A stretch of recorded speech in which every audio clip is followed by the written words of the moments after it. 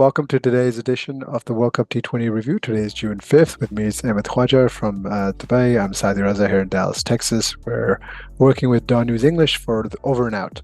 How are you? Very good, Sadi bhai. Tell me what's going on. How's the atmosphere like in Dallas?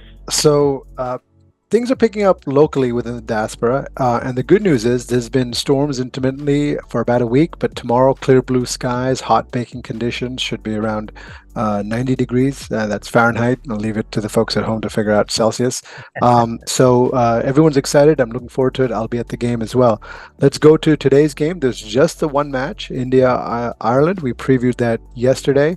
I'm not necessarily going to talk too much about the pitch. Those who have watched the game can speak. I'm more interested in the lineup. We talked about this yesterday. It's interesting that they did go with Kohli and Sharma to start, and then Rishabh Pant one down. I thought their bowling lineups were also interesting. They didn't play Kuldeep, they didn't play Chahal. They played both of them in the warm-up match. And I don't know too much to take away from Ireland. Paul Sterling, I know he came out after the match. He said, well, the toss had a big effect. The wicket sort of, two-paced, uneven bounce. We sort of know all that. I think the big thing from takeaway for me for India is, one, Rohit looked great with his pull shots, his hook shots, and then Rishabh Pant, obviously. He's back, he's healthy, he's in form. Your thoughts on the game? Well, I felt that they had played a very strange playing 11 today. Did India? There was no left-hand, right-hand combination in the top order. If you are to have Rishabh Pant in the batting lineup, why do you have him at 3? He's not a very technically sound batter. He doesn't have that outstanding intent either. Sanju Samson plays with intent. He has the orthodox technique as well, and he's a natural number 3. Rishabh Pant, more of a number 4, number 5, but of course Surya Kumar Yadav has that number 4 slot on lock. So if you were going to drop Yashasvi Jaiswal, then why didn't you go for Sanju Samson? Fair enough, you want the left-hander, but if the left-hander is not suited to that number 3 role, I felt it was a strange decision. And of course, not playing Yashasvi Jaiswal to have that left-hand opener up top, I didn't quite understand that tactic. And versus Ireland, if you're not going to play Kuldeep Yadav, then what is the point of having him? Why did you need 2 left-arm spinners in the side? Fair enough, why don't you make that decision between Ravi Jadeja and Akshar Patel rather than play them both? Maybe it's understandable that Ireland have a lot of right-handers in that batting lineup, but I felt that they played a very safe playing 11 here. Fair enough that they're persisting with Shivam Dube and the number 5 finishers role, but I just felt it was a very odd playing 11 that India had today. It didn't really answer a lot of questions. They were always going to win. Of course, when they won the toss on that grassy seaming wicket, they had enough bowling resources to get through the Irish, but I felt it left a lot of questions unanswered for their big clash coming up with Pakistan on Sunday.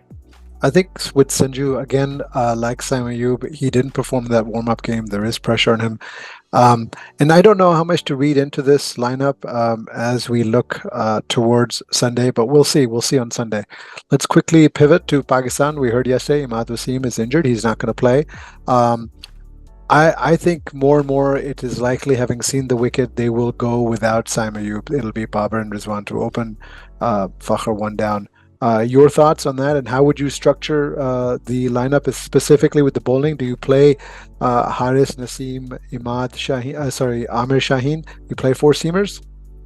Absolutely. The way the conditions have been going so far in the US, I think 4 seamers is the way to go, and we have 4 very high quality seamers as well. There will be pressure on the batting lineup with the likes of Shadab having to cover that Imad Wasim's batting, but of course he has been very poor with the bat. Doesn't really show that application that we've seen for Islamabad United. He doesn't do that for Pakistan as well. Azam Khan is a big question mark as well. I think if Pakistan are to play 4 seamers, I do have a feeling that Azam Khan might get dropped and they'll go for the safer option of Usman Khan in that number 4, number 5 sort of position. I don't think they want to gamble with yet another all-rounder at that number 5 position. And I will be quite surprised personally if we see Azam Khan in the playing 11 tomorrow. Like you mentioned, Saim Ayub, it definitely looks like he'll be on the outside looking in for now. Abrar tomorrow?